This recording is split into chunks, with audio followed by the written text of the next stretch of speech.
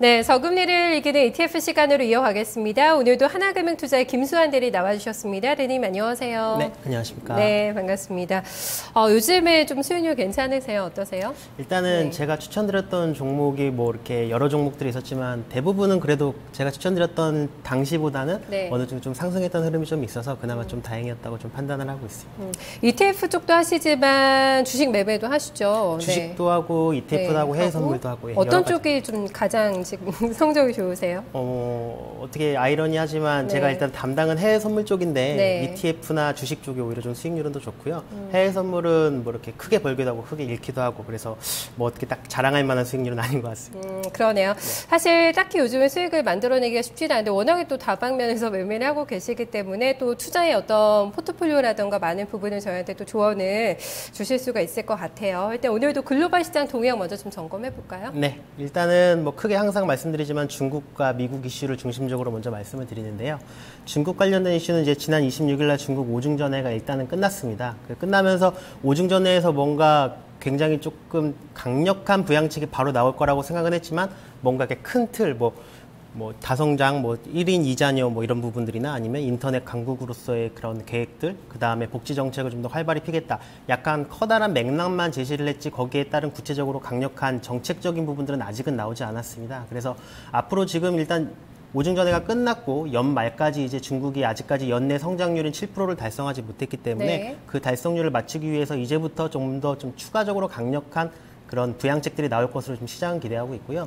특히나 이제 11월 11일에 이제 중국판 블랙 프라이데이라고 하는 광운절이 이제 시작될 예정인데 그거에 따라서 이제 뭐 뭔가 좀 굉장한 뭐 그런 소비 심리가 크게 좀 일어날 거라는 그런 기대 심리가 좀 상당히 있습니다. 그 광군절에는 특히나 그 매년 2009년부터 지금 시작이 됐지만 뭐 매년 100% 이상의 그런 성장률이 네. 계속 그런 소비 심리가 상승되는 그런 부분들이 있기 때문에 그런 부분들에 대한 기대감과 중국의 추가 부양책에 대한 그런 이슈들이 잘만 맞는다고 하면 현재 뭐 3,400, 3,500선, 3,300선에서 계속 등락을 좀 거듭하고 있는 중국 지수가 큰 폭으로 좀 상승할 수 있는 기대감이 충분히 있는 시점이라고 판단합니다. 사실 오중전회가 그렇게 폭발적인 모멘텀은 되지가 못했기 때문에 하나 더 좀 기대 요인이 있네요. 그렇죠. 네, 블랙 프라이데이에 조금 더 지수 상승 좀 맞물리면서 아무래도 내수 진작에 상당히 힘을 쓰고 있기 때문에 좀 기대 한번 해봐야 될 것 같아요. 움직임. 네.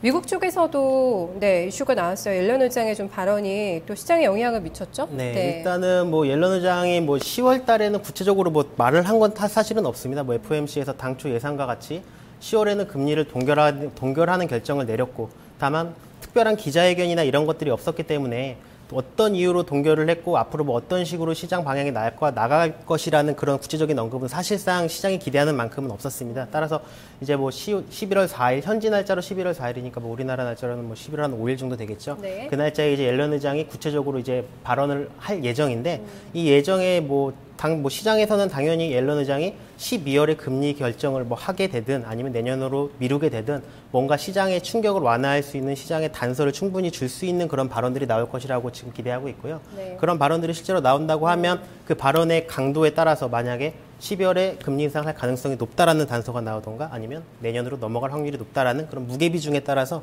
뭐 달러 강약세나 아니면 시장의 방향은 그거에 따라서 단기적으로 방향성을 잡을 수 있기 때문에 그 시점에 어떤 발언이 나오는지는 한 번이 아니라 조금 더 자세하게 보시는 게 좀 좋을 것 같습니다. 네, 가장 지금 가시방석에 앉아있는 사람이 옐런 의장이 아닐까. 그래서 시장에서 12월에 안 하면 또 엄청난 또 어떤 비난이 쏟아질 거다라는 얘기도 있어서 어떤 좀 코멘트들이 나오면서 정책적인 움직임이 나올까 좀 중점적으로 체크를 또 해봐야 될 것 같습니다. 워낙에 또 불확실성으로 대두가 되고 있어서요. 네, 점검 요인이겠죠.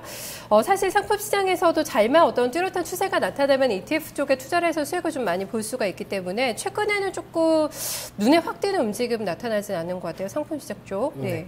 동향 어떻게 나왔나요? 일단은 전반적인 상품 시장은 크게 방향성이 나온 상품들은 사실은 별로 없었습니다. 네. 가장 큰 이유가 중국 관련된 호재도 없었고 그렇다고 해서 뭐 엄청나게 큰 악재라고 할 만한 것도 없이 중국 시장이 크게 약간 변동성 없이 약간 횡보하거나 하락하거나 상승하거나 이런 애매한 추세를 보였던 부분들도 있었고 그다음 미국 시장은 뭐 단기적으로 조금 반등 구간에 있었지만 12월에 금리 인상이 될 수 있다라는 그런 뉘앙스들이 계속 시장에 나오고 있기 때문에 그런 부분들에 대한 경계감 때문에 정확하게 또 그 부분도 방향성을 좀 잡지 못했던 그런 부분들도 있었고요. 네. 그리고 원유 같은 경우에는 일단 46불 근처에서 일단 방향성을 탐색하는 부분이 좀 나오고 있습니다. 뭐 계속 말씀드리지만 원유 같은 경우에는 뭐 악재가 특히나 지금 굉장히 좀 많은 구간에 지금 들어와 있는데 새롭게 조금 들어왔던 악재 중에 하나는 러시아에서 네. 그 구소련 이후에 지금 최대 물량으로 지금 원유를 공급하고 있다고 그런 뉴스들이 지금 나오고 있어요. 생산량이 거의 최고 수준까지 올라왔는데 뭐 러시아가 기존에 차지하고 있던 그 원유를 공급하는 시장 점유율을 어느 정도 잃지 않기 위해서 그런 부분들을 계속 노력해서 좀 더 많이 조금 공급을 좀 많이 하는 그런 부분들이 악재로 좀 작용하고 있는 것 같고 그리고 뭐 그나마 좀 좋은 소식이라고 하면 이렇게 중동에서도 굉장히 좀 많은 공급량이 나오고 있고 러시아에서도 그런 공급량들이 나오고 있고 이렇기 네. 때문에 미국 자체적으로 생산되는 셰일 오일이라고 하는 그런 산업에 뭐 이렇게 잣대가 될 수 있는 그 주간 원유 시추공수라는 게 있어요. 네. 시추공수가 많으면 많을수록 셰일 오일을 통해서 이렇게 산출되는 원유량이 굉장히 좀 많다고 하기 때문에 셰일 오일 산업이 지금 뭐 크게 확장되냐 축소되느냐를 이제 주간 셰일 오일 시추공수의 개수로 많이 판단을 하는데 네. 지금 그 9주 연속 셰일 오일 그 시추공수가 감소되고 있는 거는 그나마 원유의 좀 하단을 지지해주고 있는 그런 부분들을 좀 작용하고 있는 게 있습니다. 그리고 원유 말고 또 금을 좀 잠깐 뭐 말씀을 좀 드리자면 금선물 같은 경우에는 지금 그 12월에 뭐 그 금리 인상이 될 수 있다라는 그런 가능성이 지금 또 다시 시장에서 좀 이슈를 받고 있기 때문에 네. 뭐 당연히 12월에 금리 인상이 된다라는 그런 흐름으로 갈 경우에는 달러 강세가 나올 수도 있고 그런 달러 강세는 금 가격에 당연히 악재로 작용할 수도 있기 때문에 그런 부분들에 굉장히 조금 민감하게 반응하면서 금 같은 경우에는 거의 한 2주 가까이 계속 지속적으로 하락세를 조금 지속하고 있는 그런 경향을 가지고 있습니다. 네, 그렇습니다. 지금 뭔가 금리 인상에 대한 확실한 포지션이 결정이 나오기 전까지는 그럴 것 같네요. 좀 상무시장이 뚜렷하게 방향성이 나오긴 힘들 것 같다라는 또 생각이 드네요. 네, 그래서 그런 네. 방향성이 조금 구체적으로 좀 나올 수 있는 건 옐런 의장의 발언이 나오는 12월 4일과 5일에 어떤 발언이 나오느냐에 따라서 네. 뭐 12월에 금리 인상에 맞춘 흐름이 나올지 아니면 내년으로 넘어가는 그런 맞춤의 흐름이 나올지는 그때 가서 네. 조금 나오고 지금까지는 조금 변동성이 지속되는 시장의 연속이라고 보시는 게 맞을 것 같아요. 네, 그 정도에 가서 아마 좀 방향성 보시고 저한테 또 추천해 그렇죠. 주시지 않을까 싶어요. 네. 상품 ETF 쪽. 지난주에 봤던 거 리뷰 한번 해봐야 되죠? 네. 지난주에 제가 중국 관련된 상품과 그 다음에 원유 관련된 상품을 말씀드렸었는데요. 일단 네. 준비된 건 원유 관련된 상품만 먼저 준비를 했습니다. 제가 그 지난주 10월 27일 날짜에 유가가 단기적으로 반등 가능성이 있는 가격대에 왔다. 그래서 뭐 이렇게 레버리지가 높은 상품으로 추천드리지는 않았어요. 레버리지 한 배짜리 상품으로 추천을 드렸고 이 상품은 혹시라도 더 하락하게 되더라도 중장기적으로 가져가셔도 충분히 수익을 낼 수 있는 가격대이기 때문에 뭐 42불, 41불 뭐 이렇게 굉장히 매력적인 가격대였기 때문에 추천을 드렸고 하지만 뭐 그 제가 추천드린 그 다음날 어떻게 그 10월 28일이죠. 뭐 관련된 펀드, 유가 관련된 펀드와 그 다음에 저가 매수세가 갑자기 좀 많이 들어오면서 6% 넘게 좀 상승을 했었습니다. 네. 그래서 이거 같은 상품 같은 경우에는 만약 그 시점에 잘 투자가 되셨다라고 하면 뭐 하루 만에 6% 이상의 수익률이 좀 나셨을 것 같고 뭐 그 다음에 중국 관련된 이슈에 대해서 지금 오중전에 기점으로 해서 조금 상승할 거라고 해서 추천드렸던 종목은 있지만 뭐 그때가 중국 지수가 3,300, 3,400, 3,500 이 선에서 제가 한 2주간 걸쳐서 뭐 중장기적으로 가져가시라고 말씀을 드리면서 한 배짜리로 말씀을 드렸는데요. 일단 그 상품은 오중전에서 아주 구체적인 부양책이 나오지는 않았기 때문에 뭐 이렇게 크게 상승을 하지 못했지만 레버리지가 한 배짜리 상품을 그 추천을 드렸기 때문에 중장기적으로 가져가셔도 전혀 이상이 없는 상품입니다. 그래서 네. 지금 뭐 블랙 프라이데이도 그렇고 그다음에 그 연말까지의 그 성장률을 맞추기 위해서 중국의 추가적인 부양책이 나올 확률이 굉장히 높은 시점이기 때문에 네. 지금 쭉 연말까지는 가져가셔도 큰 무리가 없을 거라고 판단되고 있습니다. 중국 쪽은 일단 사실 기대했던 수익은 안 나왔어요. 한 주 동안에는. 하지만 중장기적으로 충분히 좀 끌고 갈 만하다. 일단 레버리지가 크지 않기 때문에 좀 안정적으로 한 연말까지 정도는 보면 수익 챙길 수 있다는 관점입니다. 좀 참고해 보시면 좋겠고요.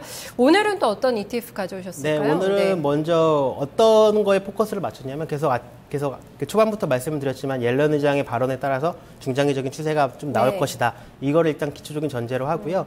뭐 첫 번째 상품은 SH라는 상품입니다. 그 S&P가 하락할 때 수익률을 창출할 수 있는 ETF고 레버리지는 이제 한 배짜리로 뭐 중장기적으로 가져가셔도 크게 무리가 없는 상품인데요.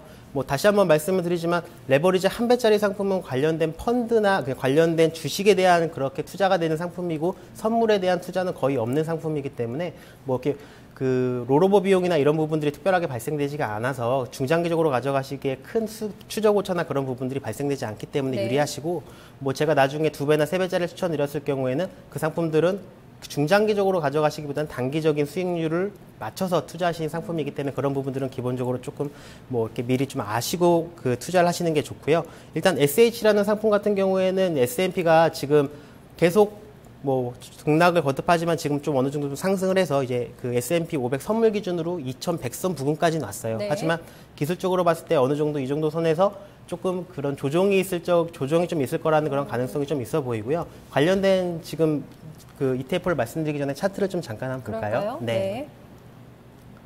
네, 지금 차트가 안 나온다고. 네. 그냥 그러면 설명 들어볼까요? 지금 차트 네. 같은 경우에 뭐 그 ETF를 하시거나 아니면 해외 선물 좀 관심이 있다고 하시면 그 S&P 500 선물 차트를 좀 보시면 아시겠지만 2100선에서 계속 굉장히 조금 저항을 좀 많이 받았던 그래프들이 이제 일본 기준으로 조금 나와 있습니다. 그래서 단기적으로 이 선에서 기술적으로도 저항이 좀 나올 수 있겠지만 옐런 의장이 12월에 금리 인상을 하든 안 하든 뭐 지금 뭐 시장에서는 옐런이 아직도 정확하게 판단을 내리지 못하고 있다. 네. 그렇게 지금 판단을 하고 있기 때문에 옐런 의장이 지금 시장이 뭐 어떤 식으로 돌아가서 12월에 정말 금리 인상을 할 수 있을 정도의 시장 분위기가 조성이 될지 아니면 안 좋은 상황이 계속 이어져서 내년으로 넘어가야 될지 이런 부분들에 대해서 아직 확신하지 못하는 그런 흐름으로 가고 있기 때문에 어찌됐든 그 12월 4일과 5일 그 사이에 옐런은 12월에도 금리 인상을 할 수 있다라는 그런 뉘앙스는 충분히 시장에 품릴 거라고 다 예상을 하고 있어요. 대부분의 네. 전문가들은 그런 식으로 좀 예상을 하고 있어서 마찬가지로 12월에 금리 인상을 할 수도 있다라는 발언만으로도 충분히 시장에서는 어느 정도 그에 대비한 흐름이 나올 수 있을 것이고